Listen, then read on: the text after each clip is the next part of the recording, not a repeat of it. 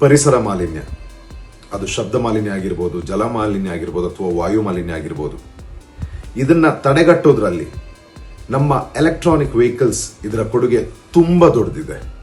ಅದೆಲ್ರಿಗೂ ಗೊತ್ತಿದೆ. ಆಧುನಿಕ ತಂತ್ರಜ್ಞಾನ, ಆಧುನಿಕತೆ ಮತ್ತೆ ಒಂದು ಒಳ್ಳೆ ಉದ್ದೇಶ, ಇದು ಎಲ್ಲದರ ಸಮ್ಮಿಲನವನ್ನ ನಾವು ವಿಟ್ನೆಸ್ ಮಾಡ್ತಾ ಇದ್ದೀವಿ ಇದೇ ಫೆಬ್ರವರಿ 21-22ನೇ ತಾರೀಕು ಪ್ಯಾಲೇಸ್ ಗ್ರೌಂಡ್ ಅಲ್ಲಿ.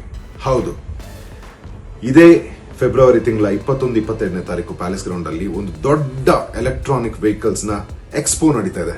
ಅಲ್ಲಿಗೆ ನಾನು ಅತಿಥಿಯಾಗಿ ಬರ್ತಾ ಇದ್ದೀನಿ ನಿಮ್ಮನ್ನ ಭೇಟಿಯಾಗೋದಕ್ಕೆ.